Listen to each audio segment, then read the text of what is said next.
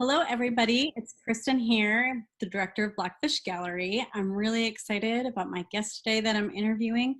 We have the curators and organizers of the new upcoming exhibition in October 2020, the Love Politik, One World Indivisible, and also the Be About Love Festival.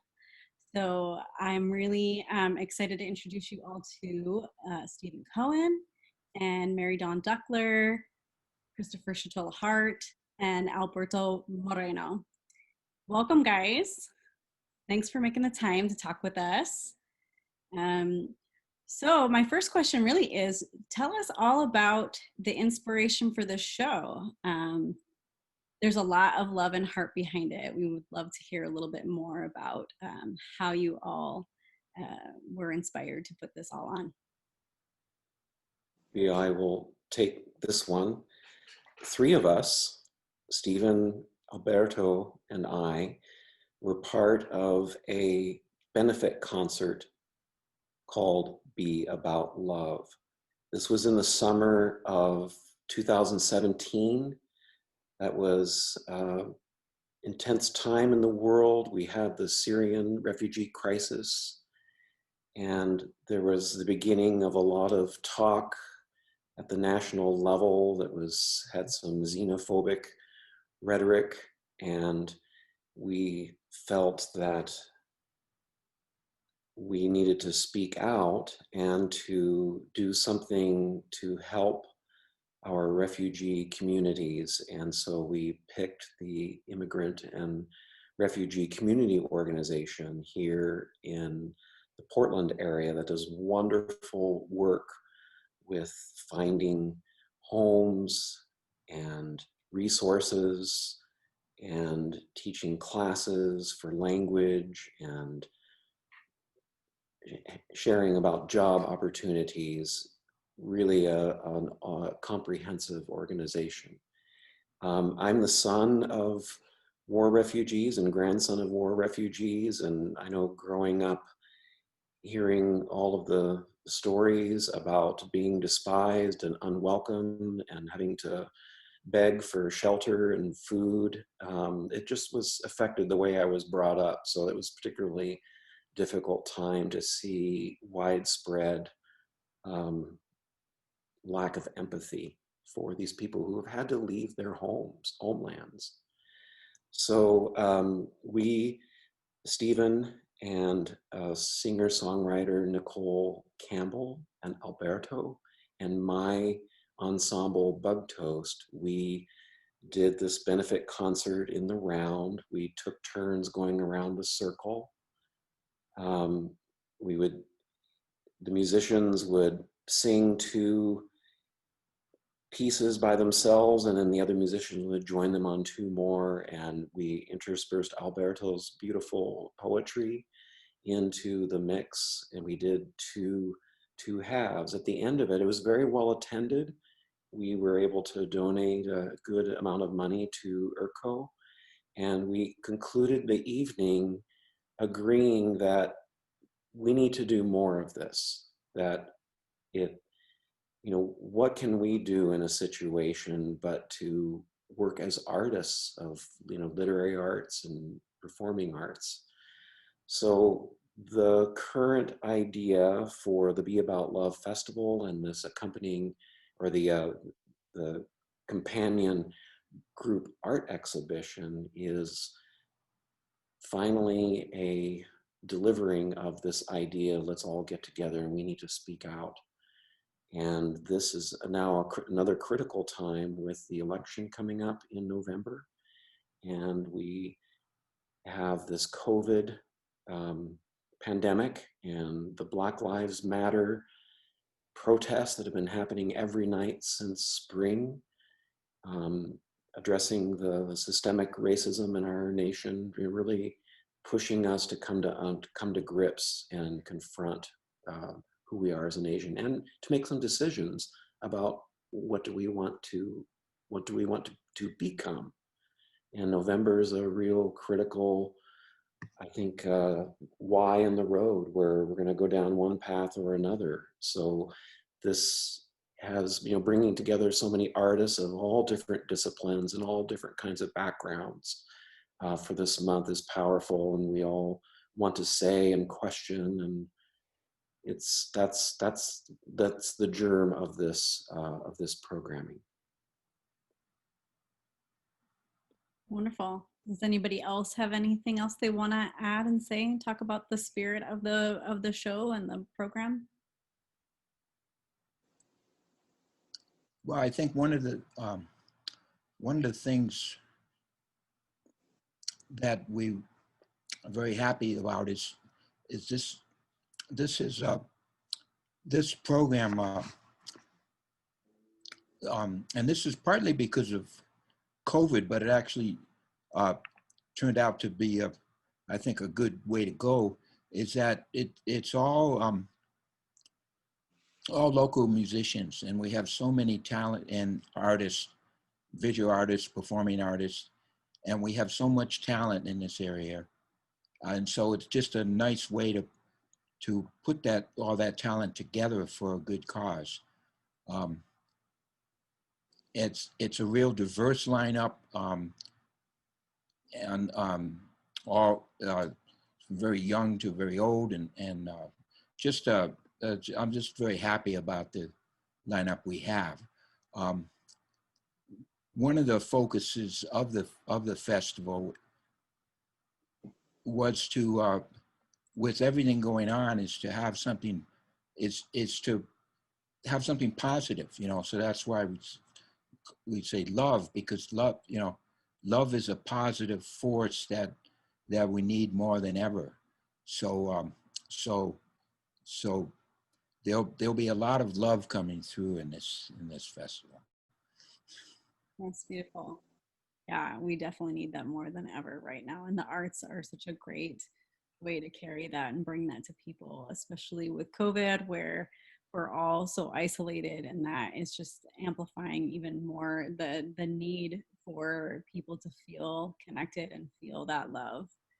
That's wonderful. That is another question that I have for you is, since the pandemic, you've all been planning this for a really long time, and then the pandemic hit. So how has that shifted the exhibition and the festival, if at all?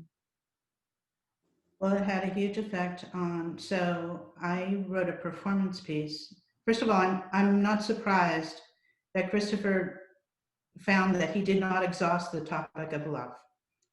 There was a lot more to say on that topic. And I'm not surprised that it's Blackfish Gallery where it's taking place, because that really is a community for whom that's an important emotion. We gather together.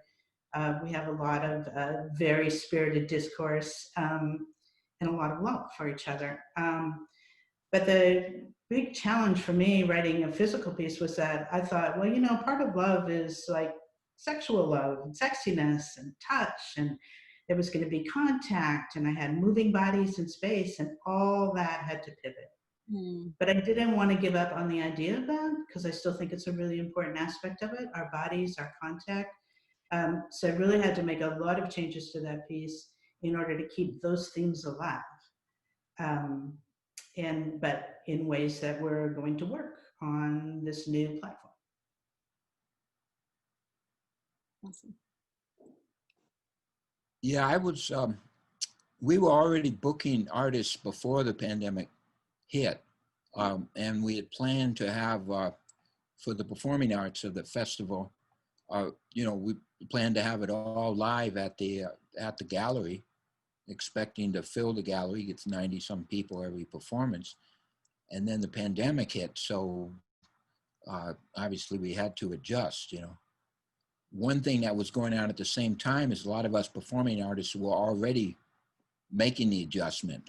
As a musician, I was already making videos at home and, doing everything virtually, as with all my other musician friends were doing. So that made it a little easier for the musicians to adjust, because they were already adjusting to this virtual world.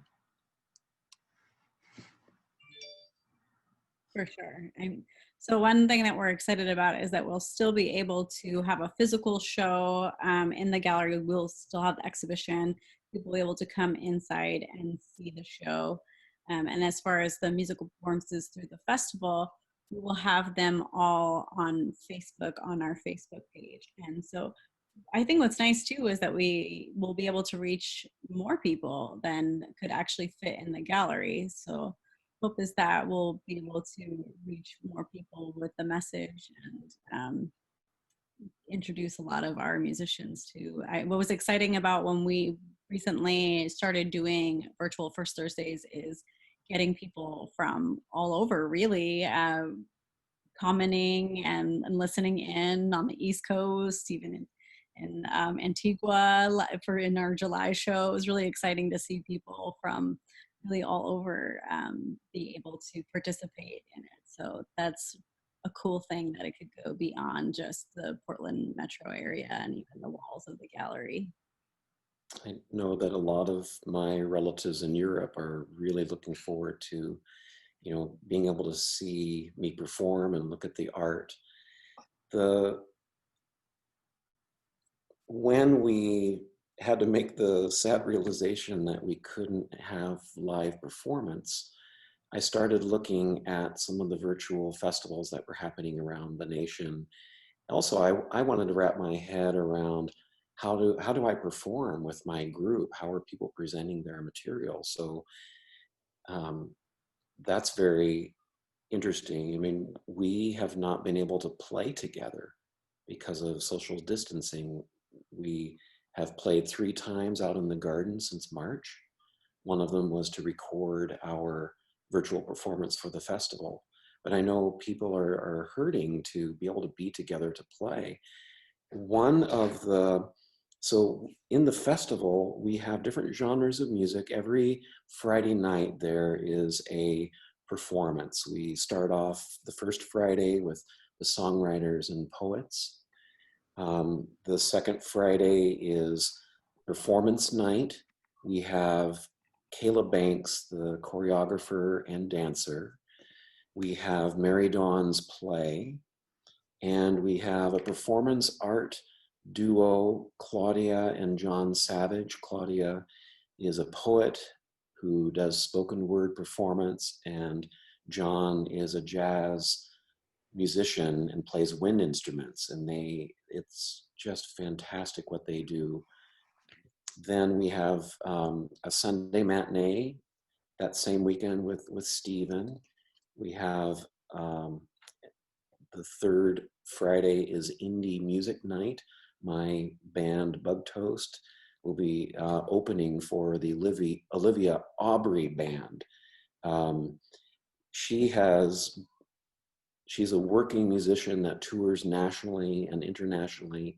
So COVID has really impacted her music career. So she's really grateful to be able to perform for us. And I might say that this next week we're going to be filming most of the performances in the gallery. We're installing the visual show on Sunday, and then Monday, Tuesday, Wednesday, we have a schedule of the poets and actors and musicians coming in to film their virtual performance with the backdrop of the show. And then we'll edit those and present them. They will be on the YouTube channel, and they will premiere at 7:30 on those Friday nights. So there'll be a lot of build up and anticipation of those shows. And then later, those will all be archived on the gallery's YouTube channel. The jazz night was very interesting. That's the 4th night. That's the Portland Jazz Composers Ensemble. That is a 12-piece wind ensemble. With all of that aerosol being blown through the instruments, they cannot be together. And so what they've done instead is they've curated an original composition, a suite of compositions just for this festival. Marilyn Keller, the internationally renowned jazz singer, is the lyricist. She is writing all of the lyrics to the different movements. And Daryl Grant, the internationally renowned jazz pianist, is composing the music. And I'm so excited. It's original compositions by these people at our festival. And then we'll wrap up the last Friday with a blues night. We have some of the top blues performers in our region, and they also have far-reaching reputations. Terry Robb, Norman Sylvester, and LaRonda Steele. So it's such an important theme. Everyone that we have spoken to feels strongly to be involved and to speak at this time. I'm wondering, Alberto, if you could tell us about the poets. Absolutely. We're delighted to be able to bring some exciting poets to you. Specifically, we have the poet laureate for Oregon, Anis Mojani, whom I am proud to say I helped select as a governor-appointed member of the Oregon Humanities Commission. Anis is actually made for this time. Anis knows how to reach beyond the confines that we find ourselves in, beyond the constraints. And we also have Octaviano Merecias Cuevas, who is a trilingual poet who will read his poetry not only in English, but in Spanish and in Mixteco, one of the many indigenous languages of Mexico. And you'll get to hear his beautiful heart-rendering poetry. And then, of course, we'll have our very own Merridawn Duckler, who will read with us. And she's on this call today and can speak for herself more artfully than I can. And you've been gracious enough to invite me to read as well. And then we have Vicky Falcon Vasquez, who is a young, emerging, beautiful poet who reads with great passion. And you'll get to see her and you'll get to feel her. You know, the question I think that we're answering, that we're trying to answer in these times is, what is the antidote to fear? What is the antidote to hate? And I think what we're saying through this programming is that love is the antidote to hate. Love is the antidote to fear. Love is the antidote to uncertainty.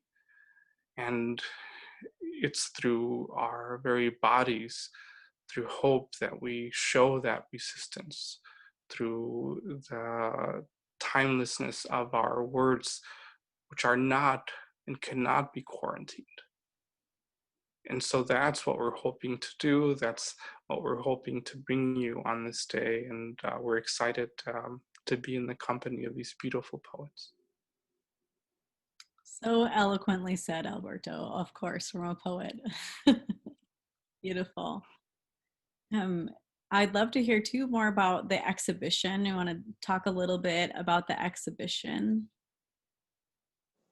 Yeah, so we have really an incredible variety of art and artists working with different subject matter and media. Of course, we will have Blackfish artists. More than half of our 30 membership has submitted work for this. We have some invited artists who we asked because they always have this theme in mind, and they have such powerful tradition of speaking about cultural understandings and in a very positive, empathetic way.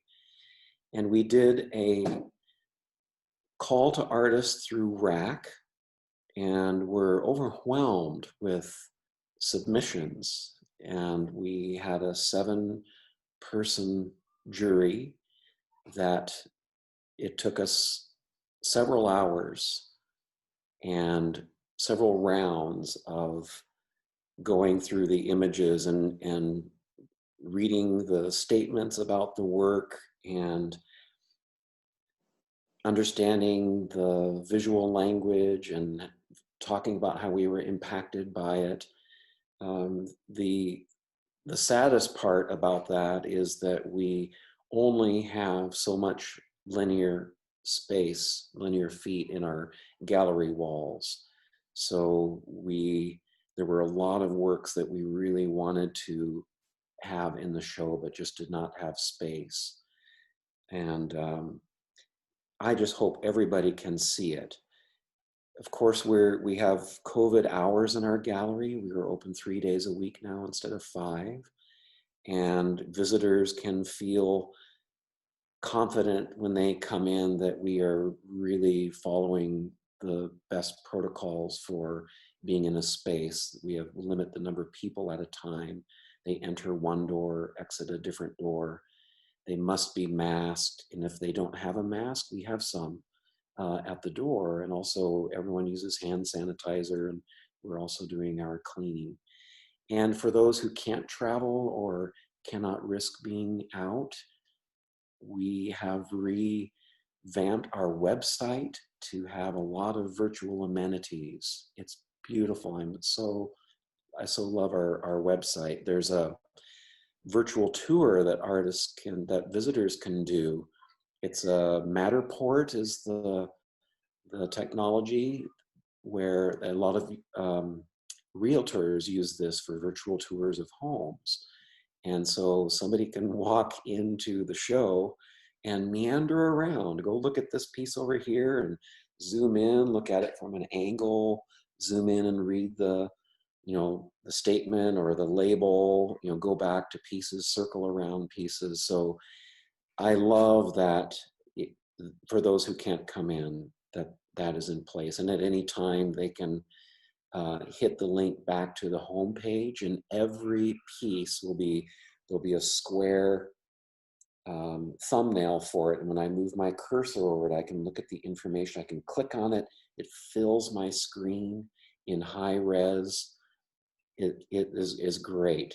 So even if you can go and see the show, you can go back and go, I want to see that piece again. And that's something too about the videos that we'll stream. I said they start at 7:30.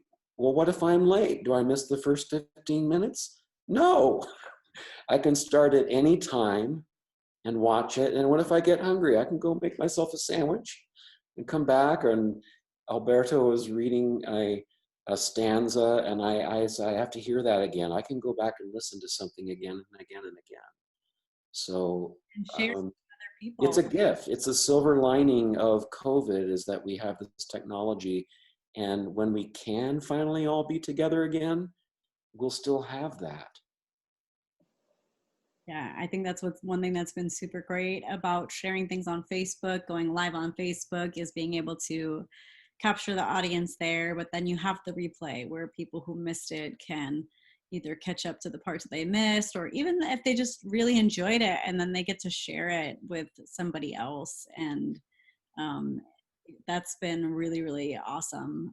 Definitely an upside to pivoting with COVID and, tackling the challenges of learning new technology and shifting. But that's been certainly a positive for the gallery on a whole, for all the exhibitions, and helping us to continue to put ourselves out there and keep connected, because we are a community.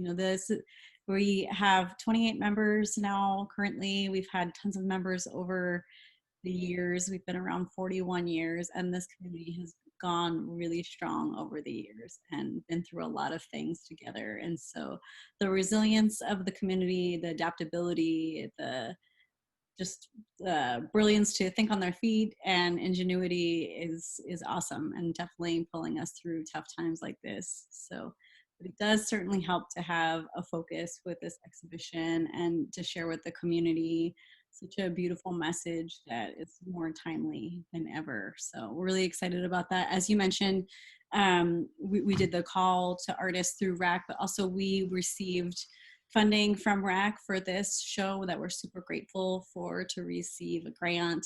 And the Wilsonville Arts and Cultural Council has also donated and sponsored the show. So we're really grateful for the people that have pitched in, and we actually do have a GoFundMe going on. Originally, we were going to take donations at the door as a suggested donation. So we're continuing that same theme along with the GoFundMe. We're asking for those of you that feel led to give, that can give, please do give something. It really helps to go to support all the performers that are contributing their talents, and it helps us to benefit all of the artists and musicians. So check that out. You can find that on our website and on our Facebook page. You'll see the link to the GoFundMe, and we've got some perks at different levels of giving, so you'll check that out. I wanted to mention briefly some of the songwriters that coming up. That's the first performance coming up. That'll be coming up in a few days. John Kuntz is a credible musician who's got a worldwide reputation. He's been playing in bands in Portland for years and years. He just recently retired and moved back to North Carolina, where he's from. One advantage to this virtual age is that he's able to send in some incredible videos from that's really speak to our times. So one is about homelessness. Another one is called "I Won't Sing Here Anymore," which is about how churches have turned people away, and that it's just incredible videos he sent, and he's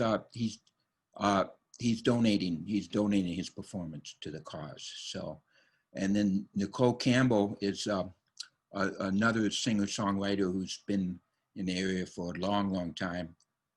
Beautiful songs, beautiful voice, a beautiful person. And I'll be doing, I perform under the name of Three Hand Steven. I play a variety of instruments. I play acoustic guitar. I make instruments.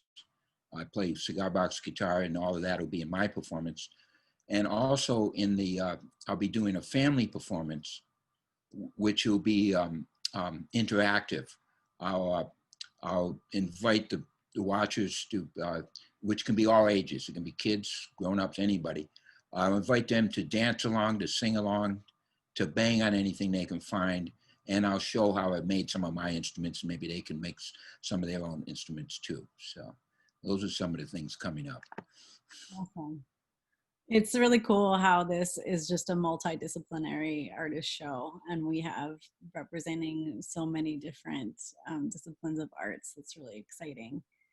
And I thank you all for your time. Is there anything else that you guys want to share with us about the show? We're going to do more of these interviews. We're going to be posting them once a week, where you'll get to talk to more of the performers and artists and musicians that are involved in this show and hear from them. And we have our virtual First Thursday that will be happening on October 1st at 6 p.m. that we will be coming live from the gallery, and we'll give you a tour, the first look at the show and all the art for the Love Politik show. And Stephen will also be busking in our Fishbowl 1. So if you want to walk by the gallery and hang out outside and come listen to him play, it'd be awesome to show your support. Come on Facebook Live, share the link with other people, get the word out about the show. All right. Well, thank you guys so much for your time. We're really excited for the opening of the show. Thanks for all your hard work to make it happen. Thank you. Thank you. Thank you. Thank you.